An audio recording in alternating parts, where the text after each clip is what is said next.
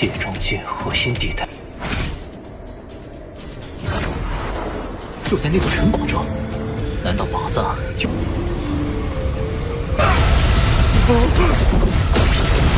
我北龙枪！这是 C2级镭射枪。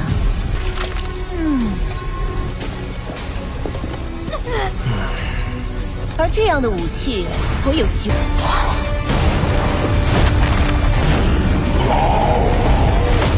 卡布界主的智能。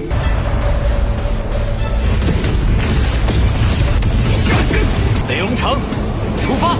Halo kalian semua, selamat datang di channel singkat padat. Bagaimana kabar kalian semua? Mimin harap kalian semua baik-baik saja. Dan pada video kali ini kita akan melanjutkan alur cerita dari serial Donghua Soulstar episode 115. Dan sebelum kita masuk ke cerita terbaru, mari kita sedikit mengingat cerita sebelumnya. Yang dimana pada cerita sebelumnya, dunia petir yang merupakan tempat ujian dari tentara bayaran kini telah membuka dunia kedua. Yang dunia tersebut bisa disebut juga sebagai dunia penyimpanan harta karun. Hal ini pun membuat semua orang tertarik untuk bisa mendapatkan harta karun dari dunia kedua itu. Bahkan penguasa alam semesta juga berdatangan untuk bisa mendapatkan harta dari dunia kedua tersebut. Dengan kemarin kita dipertemukan dengan dua penguasa alam semesta, yaitu adanya Hagref dan juga Jiang Tiancheng, yang masing-masing mereka memimpin pasukan besar mereka untuk bisa mendapatkan harta karun yang berada di dunia kedua tersebut. Tetapi mereka tidak diperbolehkan masuk ke dalam tempat ujian itu karena dijaga oleh Jinjing. Jinjing melarang mereka semua masuk karena tempat ini merupakan ujian dari ranah bintang. Hanya prajurit yang berada di ranah bintang saja yang diperbolehkan masuk untuk mengikuti ujian. Jadinya para penguasa itu pun memiliki cara lain untuk bisa mendapatkan harta karun itu dengan mereka yang akan mengirimkan para bawahan mereka yang berada di ranah bintang untuk mengumpulkan harta karun di dunia kedua. Sedangkan untuk Lo Feng kemarin berbicara dengan Ming Yu mengenai situasi yang sedang terjadi pada dunia luar. Dan itu merupakan inti cerita pada cerita sebelumnya. Kalau gitu pun sekarang mari kita masuk ke bagian cerita terbaru dari serial Donghua Soulstar episode 115. Cerita ini berlanjut dengan Lo Feng yang masih berbicara dengan Master Ming Yu. Lo Feng bertanya kepada Master Ming Yu apa hal yang dapat Master Ming Yu lakukan untuk menolong mereka dari pasukan alam semesta yang berniat berdatangan untuk memburu harta karun di dunia kedua ini. 那我们能为先生做些什么？并且考核结束，可以让你们暂时扯上我的旗。 Master Ming Yu mengatakan kalau dirinya bisa memberikan perlindungan kepada Lo Feng jika Lo Feng nanti keluar dari dunia harta karun ini, maka nanti Lo Feng tidak akan mendapatkan ancaman dari siapapun karena nanti Master Ming Yu akan melindungi mereka. Jadi bisa dibilang Master Ming Yu bersedia untuk menjadi perisai mereka jika mereka mendapatkan ancaman dari para penguasa alam semesta. 并且考核结束，可以让你们暂时扯上我的旗的宝物归我。 Tetapi hal ini tidaklah gratis, yang dimana Master Ming Yu juga meminta bayaran kepada Lo Feng, yaitu untuk Lo Feng mencarikan harta karun yang dapat membuat dirinya berdebar. Jika harta karun itu membuat Master Ming Yu tertarik, maka Master Ming Yu akan dengan senang hati menolong kelompoknya Lo Feng. Lei Shen bersama lainnya telah mendengar pembicaraan Lo Feng dengan Master Ming Yu mengenai Master Ming Yu yang memberikan pertolongan. 行不能通过，我们就会北龙城的事情还没有定论。 Lo Feng membenarkan hal tersebut. Di sini mereka juga masih belum memiliki perlindungan dari kekuatan besar, dan lagi mereka masih belum mendapatkan laporan dari Gaia apakah mereka akan mendapatkan bantuan dari organisasi milik Gaia ataupun tidak. Jika mereka tidak mendapatkan persetujuan dari organisasi milik Gaia, maka kemungkinan mereka akan berjuang di sini tanpa bantuan kekuatan besar. Jadinya penawaran dari Master Ming Yu sebelumnya merupakan sebuah keuntungan bagi mereka agar mereka bisa keluar dengan selamat dari dunia ini. Hong setuju dengan perkataan Lo Feng karena mereka sekarang berasal dari kekuatan bumi yang tidak memiliki kekuatan yang menakutkan, maka mereka bisa menjadi incarannya sangat gampang. Jadinya mendapatkan perlindungan dari Master Ming Yu merupakan sebuah keuntungan bagi mereka. 我们要尽快赶往核心地带。与你的血路。 那现在可怎么？ Lalu mereka pun bertanya kepada Lo Feng apa rencana mereka selanjutnya. Lo Feng pun menjawab kalau mereka akan segera pergi ke dunia inti dari dunia harta karun ini sebelum mereka bertemu dengan para pasukan milik penguasa alam semesta yang akan segera tiba. Jadi lebih baik mereka duluan pergi ke tempat inti dari dunia kedua ini. Sedangkan di luar dari planet Changlan terlihat sekarang sudah banyak orang yang berdatangan menggunakan pesawat mereka yang banyak, yang dimana mereka semua merupakan para pasukan yang telah diperintahkan oleh penguasa alam semesta untuk berdatangan masuk ke dalam dunia kedua untuk memburu harta karun di sana. Jinqing yang melihat ini juga sedikit khawatir karena melihat jumlah pasukan yang sangat banyak. Jinqing khawatir jika pemburuan harta karun ini bisa menjadi sebuah pertanda pertempuran besar antar kekuatan besar di alam semesta, karena mereka yang memperebutkan harta karun dari dunia kedua. 风险越来越高，量庞大的队伍不断抵达。 Di tengah perjalanan Lo Feng bersama kelompoknya menuju ke tempat inti dari dunia kedua ini, Lo Feng mendapat laporan dari Babata kalau ia merasakan adanya gelombang kehidupan yang datang mendekati mereka dari 3 arah yang berbeda. Mendengar hal itu pun membuat Lo Feng sedikit panik. Dengan segera ia menyuruh kepada rombongannya untuk mencari tempat yang aman. Ketiga kelompok itu dengan kecepatan tinggi berusaha untuk menyusul kelompoknya Lo Feng. 不好，有敌人！ 快点！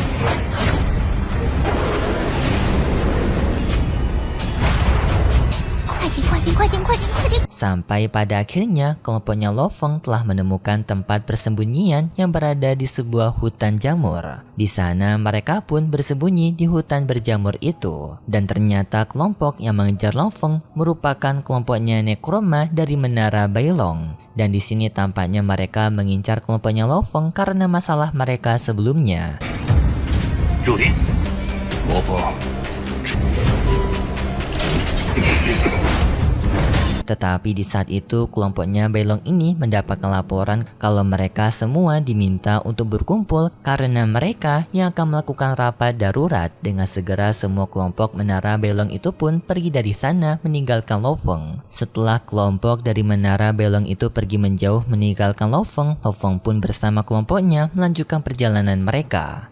Dan dari informasinya Lesson, ternyata selama mereka berada di dunia kedua ini selama 6 hari, mereka telah mendapatkan usaha perampokan sebanyak 21 kali dalam 6 hari. Tetapi untungnya semua itu dapat mereka hindarkan dengan bantuan dari Babata yang memiliki alat pelacak yang canggih. Mereka selalu bisa bersembunyi dari incaran perampokan. Kemudian pun perjalanan Lo Feng bersama kelompoknya, mereka telah sampai di tempat inti dari dunia kedua ini. 界中界核心地带，就在那座城堡中。难道宝藏就？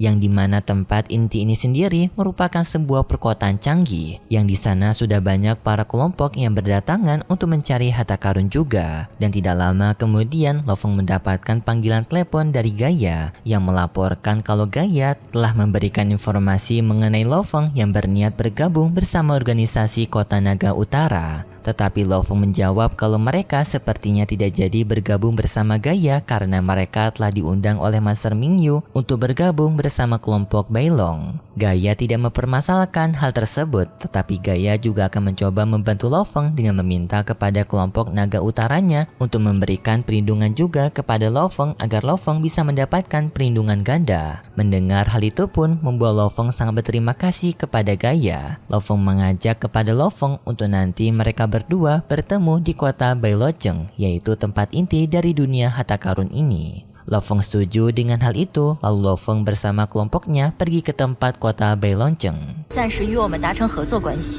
已加入我北龙城了。你们到北龙城基地跟我会合吧。好。我藏在这城堡中。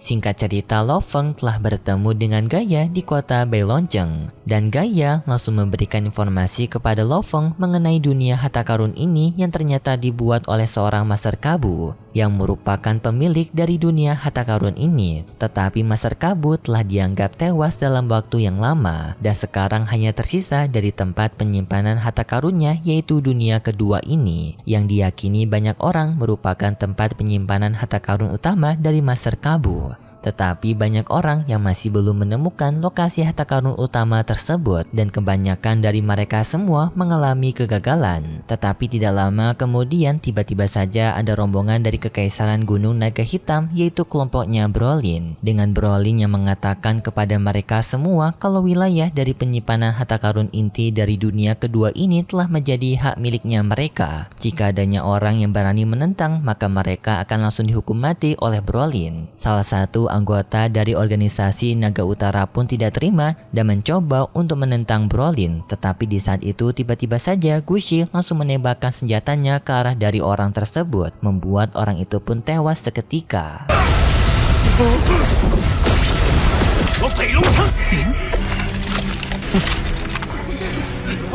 Gaia yang melihat kehadirannya Gushi pun sangat marah karena ia teringat jika Gushi lah merupakan orang yang telah membunuh Hulk. Lalu Brolin mengatakan kepada mereka semua kalau pasukannya telah dipersiapkan dengan persenjataan yang canggih, yaitu senjata alam semesta kelas C9. Jika mereka berani untuk menantang dirinya, maka mereka semua akan berhadapan dengan senjata kelas C9 ini yang dapat memusnahkan apapun yang berada di hadapannya. Dan pada saat ini Brolin telah mempersiapkan 9 senjata dari kelas C. Hal ini pun membuat mereka semua jadi ketakutan dengan kekuatan militer milik Brolin. 这是 C2 级镭射枪。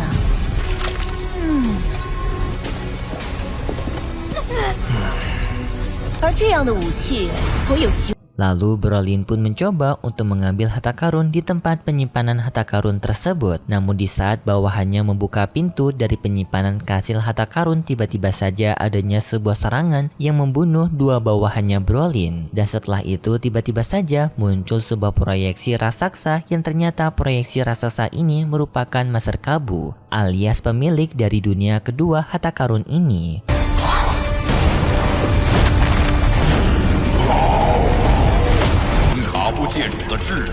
Master Kabu memberitahu kepada mereka semua kalau harta karun di dunia miliknya ini bukanlah harta karun gratis. Dan di sini jika mereka berniat ingin mengambil harta karun yang berada di tempat penyimpanan kastilnya, maka mereka harus membayarnya menggunakan sebuah kristal cahaya, yang dimana kristal cahaya ini bisa mereka dapatkan di wilayah dari dunia harta karun yang sekarang telah tersebar luas oleh Master Kabu. Mereka diminta untuk mengumpulkan kristal cahaya itu agar bisa menukarkan harta karun yang mereka inginkan. Dan salah satu harta karun yang berada di daftar milik Master Kabu merupakan harta karun dari bola kristal warisan. Hal ini pun membuat Brolin sangat kaget dan ia mengincar harta bola kristal warisan itu. Sebelum melakukan pemburuan dari harta kristal cahaya, Brolin melaporkan terlebih dahulu kepada kakeknya kalau di sini ia telah menemukan sebuah harta yang merupakan bola kristal warisan. Kakeknya Brolin yaitu Hagrev menyuruh kepada Brolin untuk segera mendapatkan harta karun bola kristal warisan dengan cara apapun. Jika Brolin bisa membawakan harta bola kristal warisan, maka kakeknya akan membantu Brolin untuk bisa mengalahkan para saudaranya Brolin. Brolin yang mendengar itu setuju dengan persetujuan kakeknya. Lalu Brolin menyuruh kepada para bawahannya termasuk Gushi untuk melakukan pemburuan kristal cahaya agar mereka bisa menukarkannya dengan harta karun bola kristal warisan. Brolin memperbolehkan kepada para pasukannya menggunakan cara apapun termasuk cara kekerasan dengan pembantaian, asalkan mereka bisa mengumpulkan kristal cahaya untuk mendapatkan bola kristal warisan. Kemudian pun pemburuan harta karun besar-besaran dimulai, yaitu adanya kelompok Bailong yang telah melakukan perjalanan untuk mencari kristal cahaya, serta kelompok lainnya seperti kelompok Bailong. Sedangkan untuk kelompok Lo Feng sekarang yaitu Naga Utara, sekarang Lo Feng sedang melakukan perkumpulan, dan juga Lo Feng sekarang sedang membuat rencana bersama Babata untuk mencari harta karun apa yang akan mereka pilih. Lo Feng menyarankan kepada mereka untuk mereka mengambil senjata plasma pemusnah agar mereka bisa berhadapan melawan keluarga Nolashan yang akan datang ke bumi. Tetapi Babata menyarankan kepada Lo Feng untuk mengambil harta karun biji kehidupan dan diberikan kepada rotan Ravenclaw milik mereka. Jika mereka bisa memberikan harta karun itu kepada rotan Ravenclaw, maka bisa membuat rotan Ravenclaw-nya Lo Feng dan juga Hong mengalami evolusi kekuatan kerana universe dan akan bisa meningkatkan kekuatan mereka dengan sangat drastis. Lo Feng pun sangat terkejut dengan informasi ini dan ia setuju dengan Babata. Setelah itu pun Lo Feng bersama kelompok dari Naga Utara mulai melakukan perjalanan mereka untuk melakukan pemburuan harta karun dari kristal cahaya.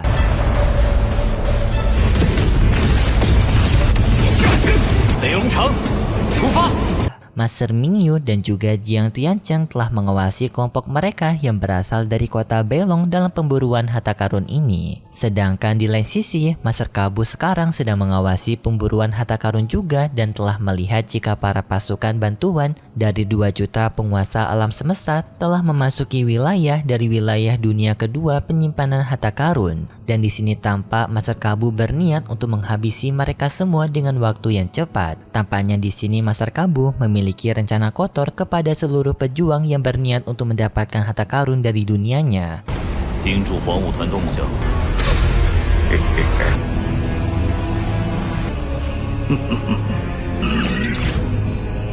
Dan di sini juga Master Kabu melihat ke arah Lo Feng dengan tatapan wajah yang licik dan masih belum diketahui apa rencana dari Master Kabu kepada Lo Feng. Tetapi setelah itu pun juga cerita dari serial Donghua Swelestar episode 115 bersambung. Dan berikut sedikit preview yang diperlihatkan untuk episode selanjutnya. Pada preview episode selanjutnya, kita diperlihatkan dengan banyak peserta yang masih mencari harta karun dari dunia kedua, yang merupakan kristal alam semesta dan juga banyak lagi. Sedangkan di lain sisi Lo Feng yang mendapatkan bantuan dari alat canggihnya Babata telah mendapatkan banyak sekali kristal alam semesta, yang tampak jika kristal alam semesta mereka seperti sebuah gunung yang ditumpuk dengan sangat banyak. Tetapi karena kelompoknya Lo Feng yang terlalu sejahtera, adanya beberapa kelompok lainnya merasa iri kepada Lo Feng, dan mereka akan mencoba untuk merebut hartanya Lo Feng dan juga membasmi Lo Feng. Dengan di sini kelompok itu yang akan bekerja sama dengan kelompoknya Nolashan. Dan lalu kita pun diperlihatkan dengan Lo Feng yang mendapatkan kepungan dari banyak sekali para pasukan, yang kemungkinan itu merupakan pasukan dari keluarga Nolashan yang telah bekerja sama dengan organisasi besar untuk bisa membasmi Lo Feng. Dan hanya itu saja preview yang diperlihatkan untuk episode selanjutnya. Kalau gitu pun terima kasih buat kalian semua yang sudah menonton video ini sampai akhir. Jika kalian suka dengan video kali ini, bisa beri like serta subscribe, dan sampai jumpa di video selanjutnya. See ya! 界中界核心地带，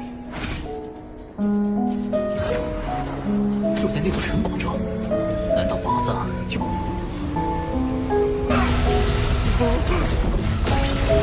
我北龙城！这是 C2级镭射枪。